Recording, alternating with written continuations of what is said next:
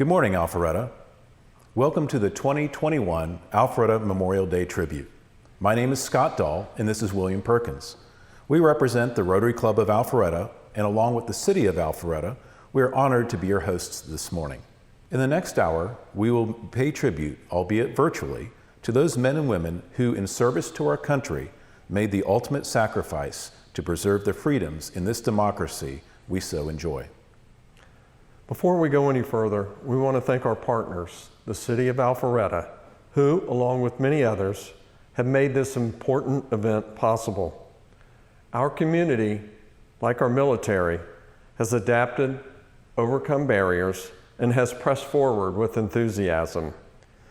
We hope this is an experience you will remember as a proper tribute to our fallen heroes.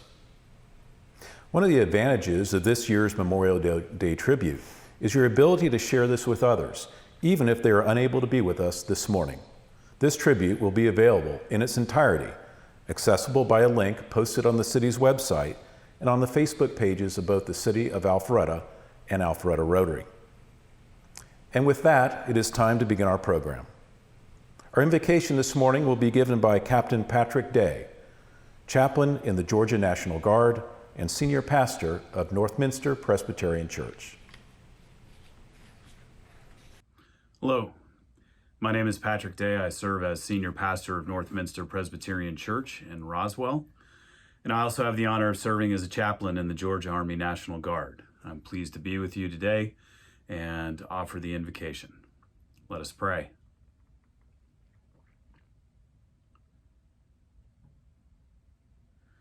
Eternal God, today we pause to reflect on the sacrifice made by those who paid the ultimate price on behalf of our nation.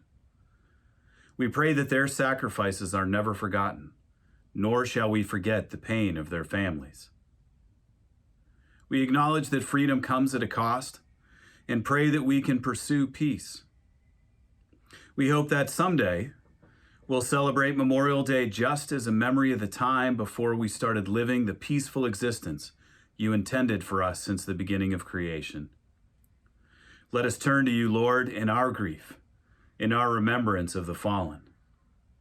Guide us toward a harmonious existence as we honor those who are willing to give up their lives that we may gather here today freely.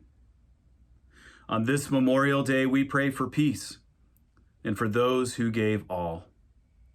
Lead us toward a world where no one must give their lives in pursuit of freedom.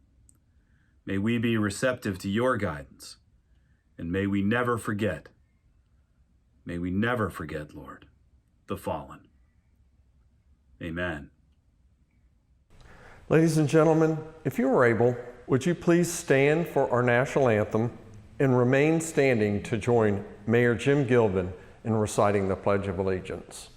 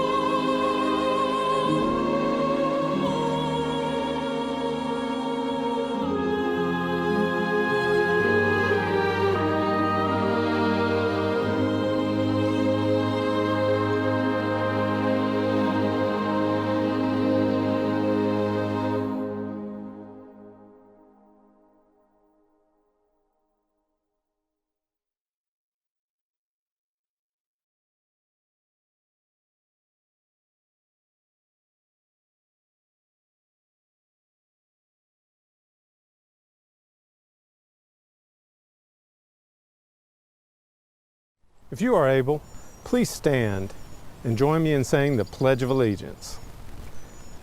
I pledge allegiance to the flag of the United States of America and to the republic for which it stands, one nation, under God, indivisible, with liberty and justice for all. The burdens of war are shared by our military and their families. The families often bear silent witness to war's consequence. Let me introduce Marty Farrell.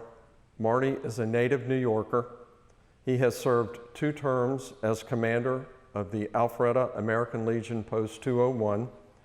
He is a veteran of the United States Air Force, serving during the Vietnam War.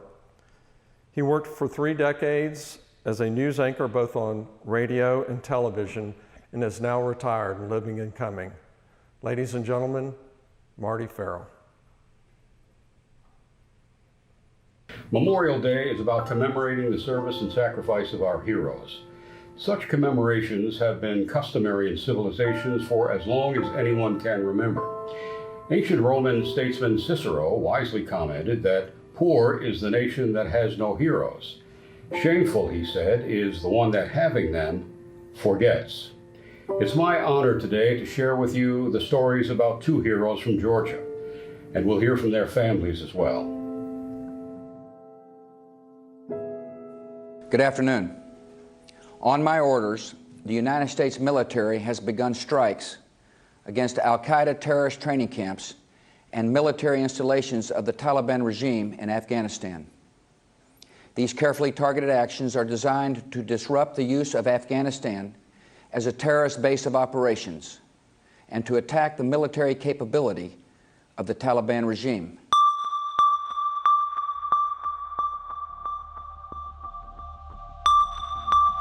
Since 2001, American forces have sought to deny Taliban and Al-Qaeda terrorists safe havens in Afghanistan. The buildup of U.S. troops continues into 2008, when elements of the 503rd Infantry Regiment, 173rd Airborne Brigade, lead the way deep into the mountains of Nuristan Province. Chosen Company is tasked with helping to disrupt the flow of supplies from Pakistan to the Taliban. Approximately 48 Americans are near Kap Bella in Wanat, Afghanistan in July of 2008. Corporal John Ayers of Loganville, Georgia, is one of those soldiers. In the early morning hours of July 13, 2008, more than 200 Taliban fighters attacked the base with machine guns, mortars, and rocket-propelled grenades. In the ensuing hours, the small outpost was attacked in multiple waves. The Americans fought back. The battle, it was fierce. Under extreme conditions, the Americans fought the enemy and fought to help their fellow soldiers. When the fighting stopped, heavy casualties were inflicted on the enemy, but the Americans suffered losses too. 9 U.S. soldiers were killed, 15 others were wounded. Sadly, Corporal John Ayers was among the fallen.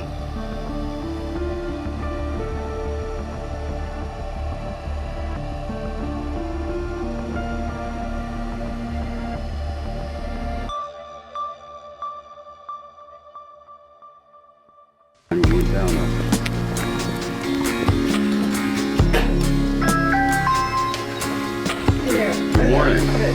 How are you? I know. Hi. Hey, William. We wanted to personalize the sacrifice that our military has made.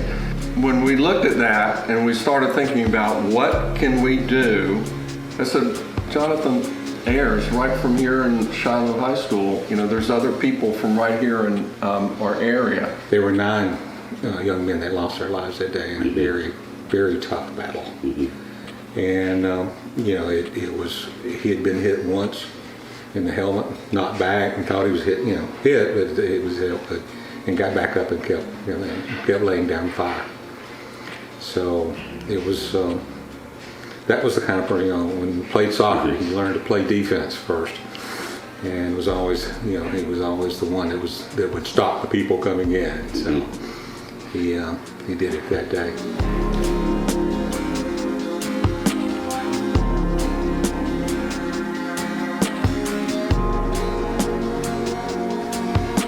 I was watching TV Sunday afternoon after we got back from church, and I started get up to go to hear somebody knocking on the door, and I look up and I see 2 military people standing. Now we're 2 weeks away from him supposed to be coming home,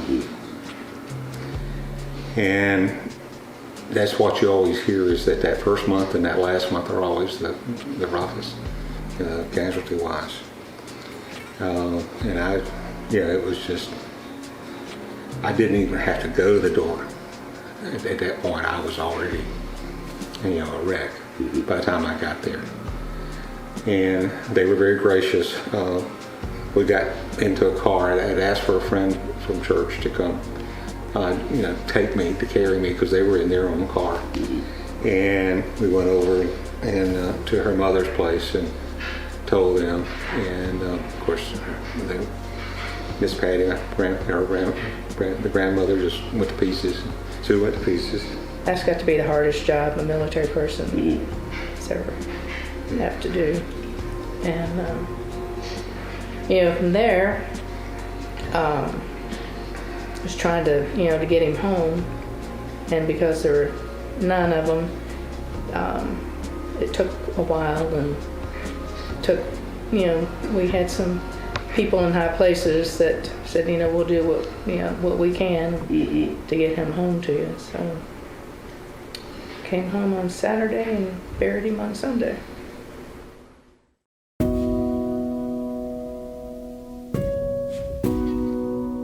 We were very fortunate. I'd been riding with the Patriot Guard already as an honor to John, for him being in the service. I ride early, so I'd gotten hooked up with the Patriot Guard and some people, and so when the body was flown into Gainesville Airport, there was enough of the Patriot Guard there to completely surround that whole area. And Awesome. They rode all the way back with us. But we've gotten some reports after that somebody was in the tower that didn't know what was going on. And there was another pilot in the air that told the story. He said, "We heard the airport was closed for a few minutes." And it was such a solemn thing they'd ever seen from the air. That was just one of those things that just sticks with you. I can almost take the whole trip back. It's one of those things you never forget.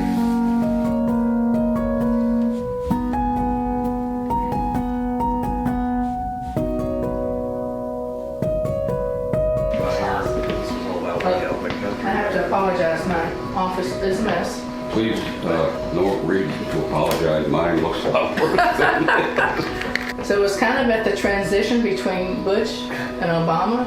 So we've got letters from both. Both, yeah.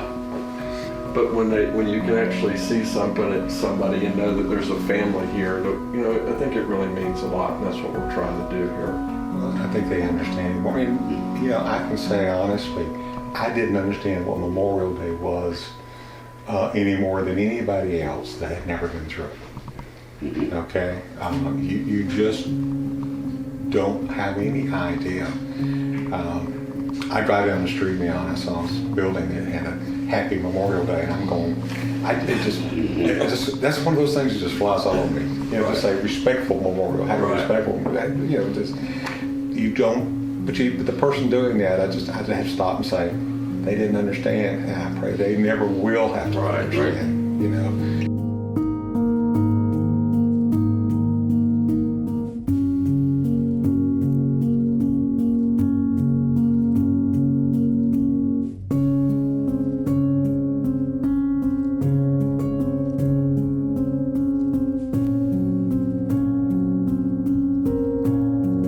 Eight others in John's unit perished that day. They were First Lieutenant Jonathan Brostrom of Aiea, Hawaii, Sergeant Israel Garcia of Long Beach, California, Corporal Jason Bogar of Seattle, Washington, Corporal Jason Hoveder of Clinton, Tennessee, Corporal Matthew Phillips of Jasper, Georgia, Corporal Pruitt Rainey of Haw River, North Carolina, Corporal Gunnar Zwillings of Florissant, Missouri, and PFC Sergio Abad of Morganfield, Kentucky.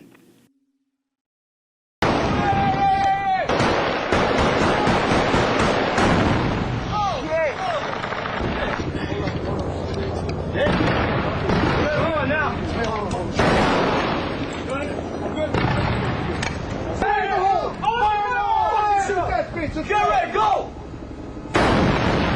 Easy.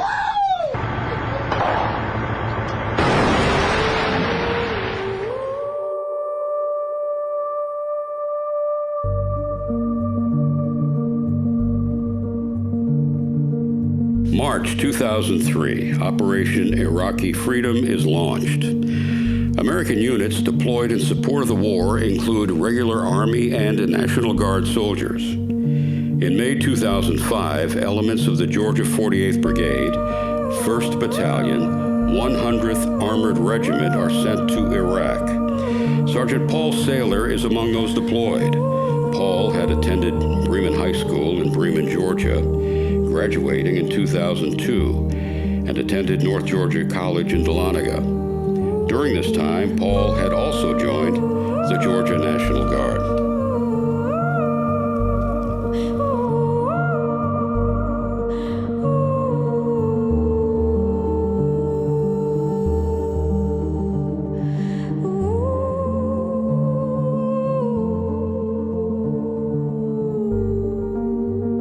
So, why don't you start by telling us a little bit about Paul, his younger years, and what he was like as a kid? Paul was very giving and loving as a kid, and it stayed with him as he grew up. He liked to act. He acted in elementary school. He was always helping others. One of the things I tell people, because we have a citizenship award at my elementary school and another elementary school, and there's several, and then they have a scholarship at the high school, which I'll get to, but his kindergarten teacher told me that there was a special child in that class that needed help, and she said Paul was always drawn to him and helped him. And then in 4th grade, he would go help, after he got done with his work, he'd go help the special ed teacher that he loved dearly. So Paul was about helping others. And even in high school, in 8th grade, he developed a campaign where they decorated shoe boxes for Christmas and loaded them with stuff that the people at the nursing homes could use, and he got an award for that. So Paul was all about giving and taking care of people and standing up for what was right. What were your thoughts about his involvement in the military at the time? Well, I'm going to be totally honest. When they came to the house, they said National Guard, and I said, well, National Guard stays in the country, right? So, and they said, well, pretty much. So, you know, I didn't really think so much about him going to other countries, but when the time came, he went. And, you know, this is my theory of it. You yourself and everybody else that signs up signs that, as they say, that blank check. And we have to have people that are willing to go and sacrifice if they have to. I didn't want my son to be one of them, but without people like Paul and you, we wouldn't have the country we have. So I didn't want him to have to go to Iraq, but he committed himself to this country. When you got the knock at the door. Okay, so this is how God works. I felt very blessed that Paul was only over there from May, and he had an ID go off. His sergeant had to come home. Obviously it didn't totally destroy. His sergeant had to come home and have surgery. And so Paul stayed over there, and then Paul came home in July, and we had a great time. And we were like, you know, we're thinking, we would like for him to come on Christmas. So we took him to the airport on Wednesday, and that Monday they were at my house, and evidently, you know, they were there at 9 o'clock in the morning. I was at school, my husband was at work, and they stayed, and they left for some reason. I went to Walmart to develop, because back then you developed pictures from when Paul was there, so I went to develop pictures, and I had left school. It was about 4:30. Then evidently they went to my school, which I was at Walmart, and my husband called me at Walmart and said, you need to come home. And I was like, why? You know, and he told me. So I got my pictures. I paid for my, you know, I always say God holds me up, because I was in the middle of Walmart and I heard that my son had died, and I just I think that's when God was holding me up, because in my brain I was logically thinking, okay, I want my pictures, I gotta pay for my pictures. So I paid for my pictures, I got in my car, and I went home, and those poor men were in my living room. So, and the thing is, I can't imagine how hard it is for them to tell us. They have a tough job. Yeah.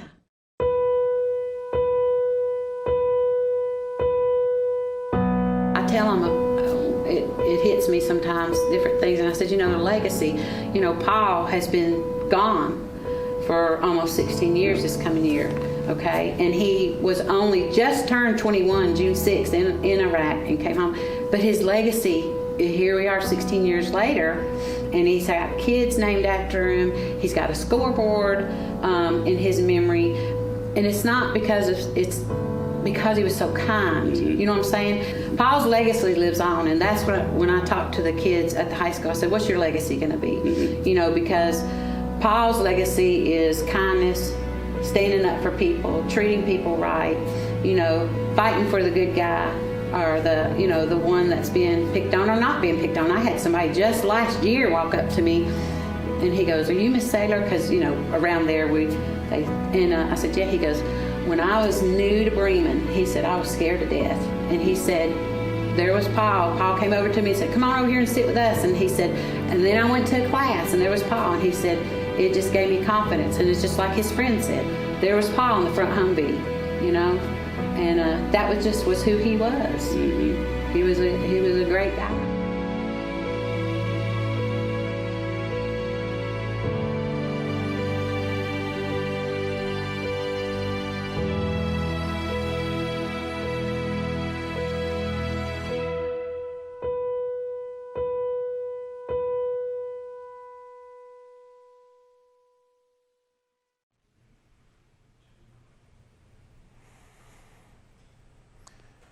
It is an honor this morning to introduce our keynote speaker, United States Marine Corps Lieutenant Colonel retired, Jeff Davis, call sign Kingpin. Jeff served our country for 23 years in the United States Marine Corps. A native son of Alpharetta, he graduated from Milton High School, the University of Georgia, and was commissioned as second lieutenant in 1994. Jeff was designated a naval aviator in 1998 and served in several CH-53 helicopter squadrons as the weapons and tactics instructor, operations officer, maintenance officer, and commanding officer of HMH 463. During his operational tours, Jeff was deployed twice across Asia Pacific, supporting a myriad of humanitarian operations and joint exercises. Jeff was also deployed twice to Iraq, supporting Operation Iraqi Freedom in 2003, and then again in 2006 and 2007. Jeff's staff tours included instructor at Marine Aviation Weapons and Tactics Squadron 1, heavy lift requirements officer in Marine Aviation at the Pentagon, Joint Plans Division Chief for Joint Headquarters National Capital Region, and the Plans Chief for Marine Corps National Capital Region Command. Jeff is a graduate of Weapons and Tactics Instructor course and holds a master's degree in National Security Strategy from the National War College. Jeff retired from active duty in 2018 and returned home to Alpharetta and is currently the Director of Field Operations for DataScan. With that, I give you our keynote speaker this morning, Jeff Davis. Well, good morning, everyone. I'd like to first start off by thanking Mayor Gilvin, the Alpharetta City Council, the city staff, and Chief Robinson and the Alpharetta Department of Safety for their dedication, their hard work, and their vision, which I believe is a vital reason why Alpharetta is the premier destination in the state of Georgia and our great nation for business and for raising families. I would also like to thank the Alpharetta Rotary, first and foremost, for this honor to speak with you today, but also for the impact that our Rotarians have on this community. Much like our first responders, the Alpharetta Rotary is an organization of selfless individuals, quietly making an exponential difference through their time, giving, and their relentless drive to make the world a better place through local acts of service. I'm humbled to be considered one of its members and glad that I can continue to contribute and serve this nation and this community in that capacity. I was privileged to serve our country for 23 years as a United States Marine and retired from active duty nearly 3 years ago. When I hung up this uniform, I have to admit, I never envisioned wearing it again.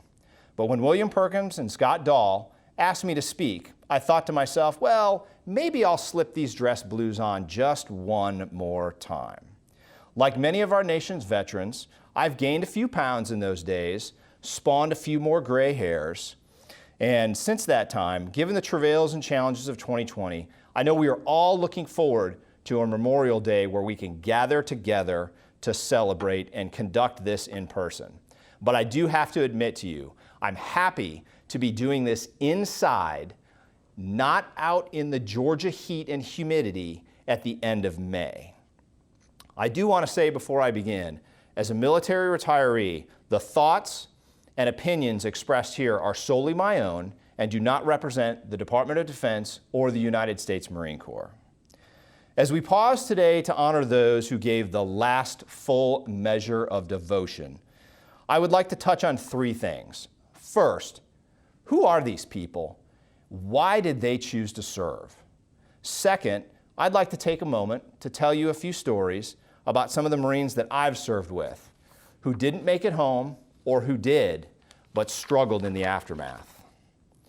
And last, I'd like to talk to you about what I believe we can do as a nation to honor their sacrifice, not just one day a year, but within our daily lives to make the world a better place and to honor their memories by our actions.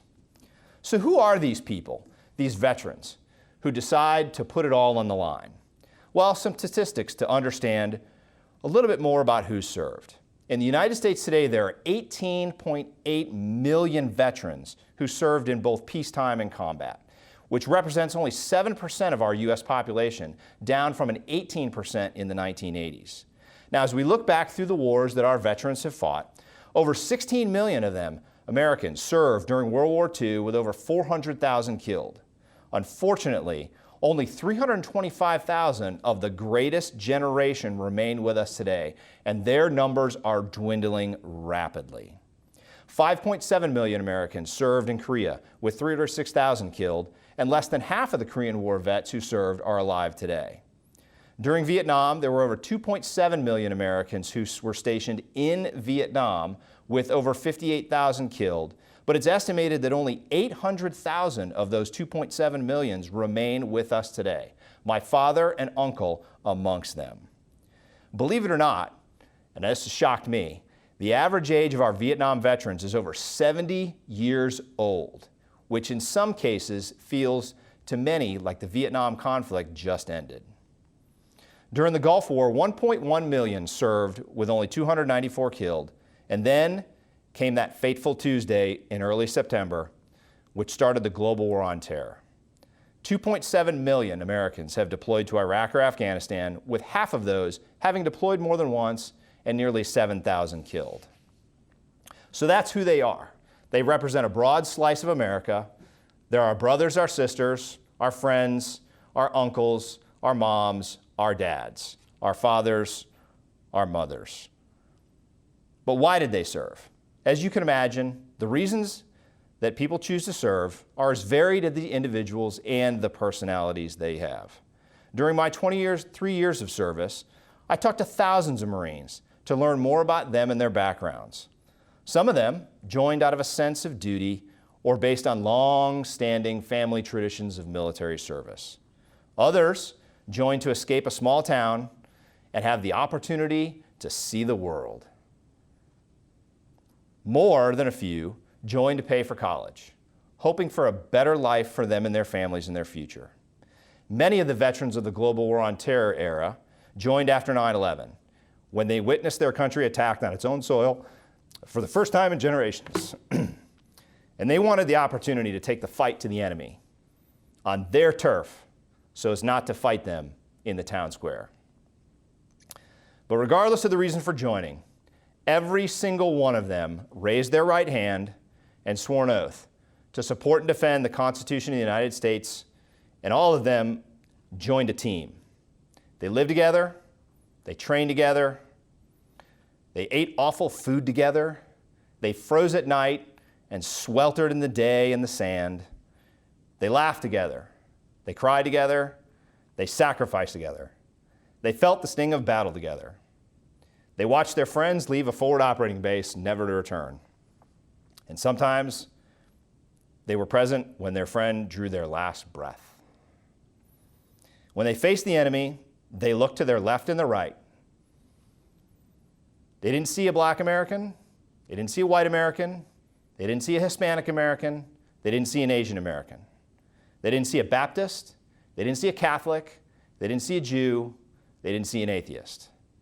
They didn't see a heterosexual or a homosexual. They didn't see rich. They didn't see poor. They saw their brothers and sisters of a different family. Like every family, they've got their squabbles inside every once in a while. But at the end of the day, they knew that they had each other's backs no matter what they may face. That is a type of unity that we are sorely missing today across our country. And ladies and gentlemen, we need to get that back. Now, I will tell you, I haven't lost a parent. I haven't lost a sibling. I haven't lost a spouse or a child.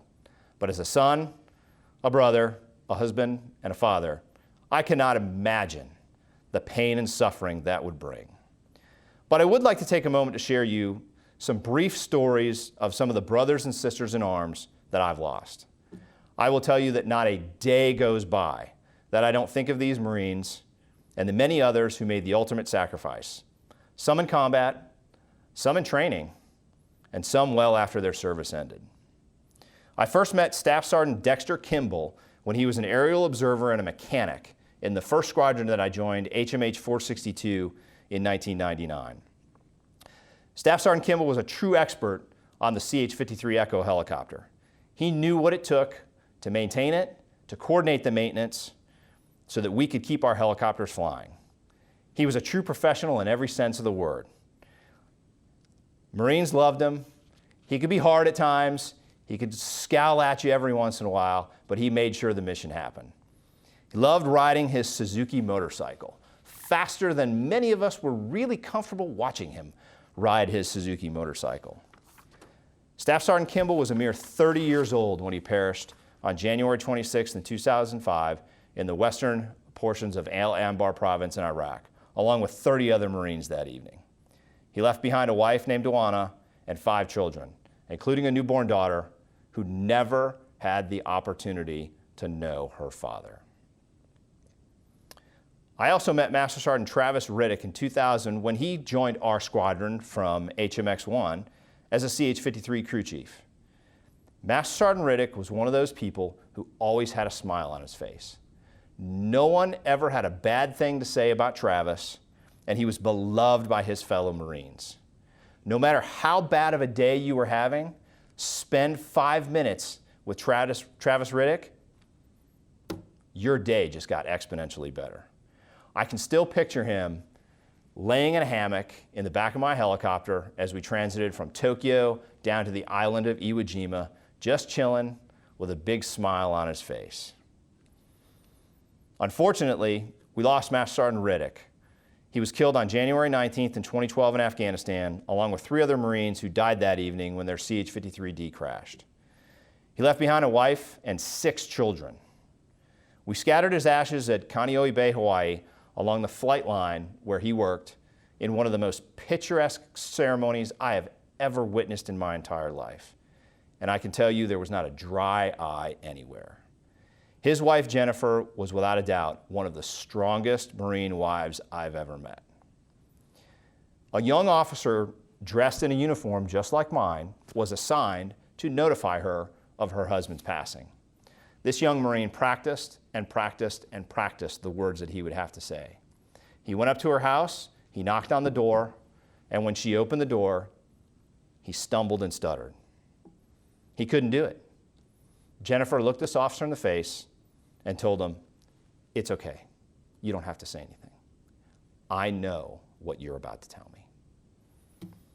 That is strength, ladies and gentlemen. Now, from 2011 to 2013, I was privileged to command a CH-53 squadron, HMH 463, with 12 helicopters and over 300 Marines and sailors at Marine Corps Air Station Kaneohe Bay in Hawaii. I got a new crop of pilots in right when I took command, and amongst these were First Lieutenant Kevin Roche and First Lieutenant Stephen Torbert. Kevin Red Time Roche was your quintessential single Marine aviator who enjoyed scotch, cigars, and ran triathlons in his spare time.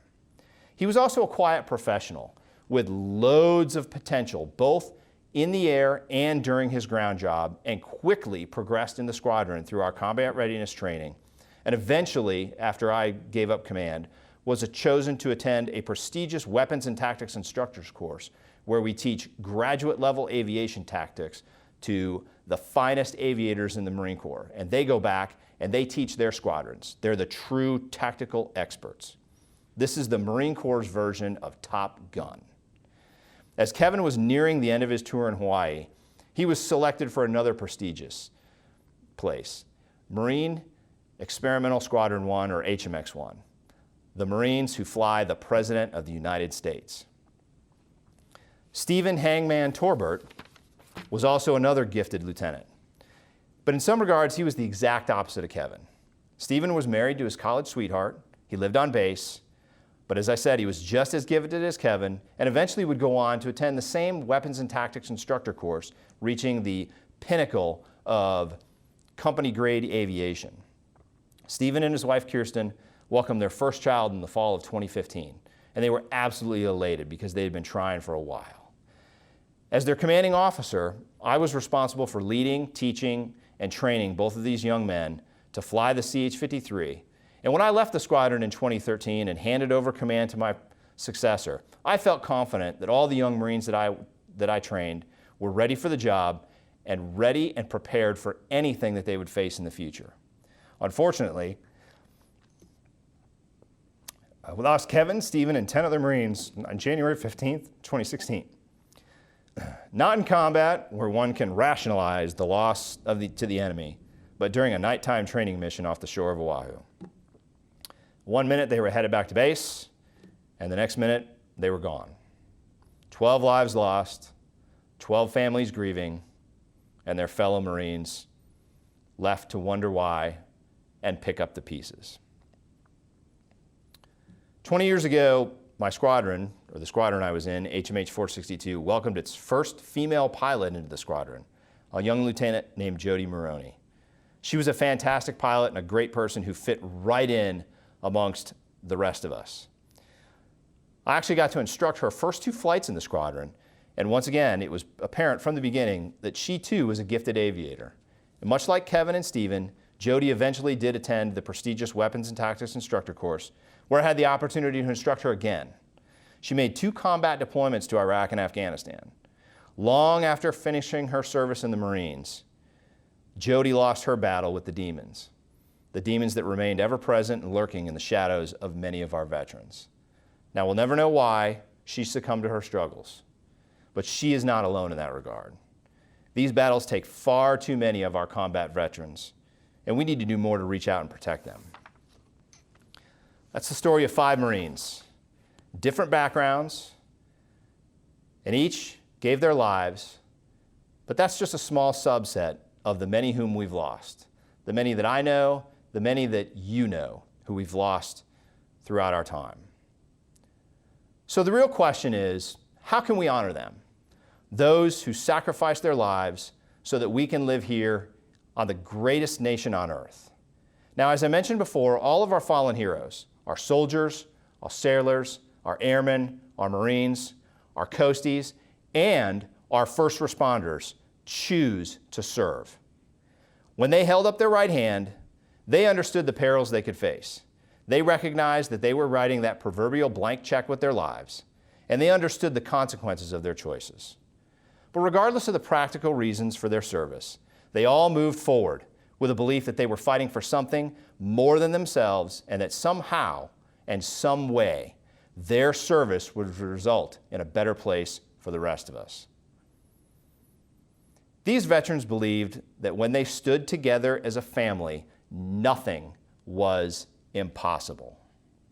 As we stand here today, there are a myriad of challenges and threats on the horizon facing our nation and threatening the success of this American experiment, which is not guaranteed, but quite frankly rests on our ability to meet those challenges together. I believe the best way to honor these individuals is to focus more on what unites us as a country and as a people. So I would ask everyone who's watching this, as you walk through your daily life, let's take the opportunity to look to our left, to look to our right, to learn more about our neighbors and people that we see on the street. Let's focus on what unites us and not what divides us, because we, the people, can conquer every challenge thrown our way. And by becoming we, the people again, that is the ultimate way in which we can ensure that the lives that have been lost were not lost in vain. I want to thank you very much today for the opportunity to speak. God bless each and every one of you, and God bless the United States of America. Thank you.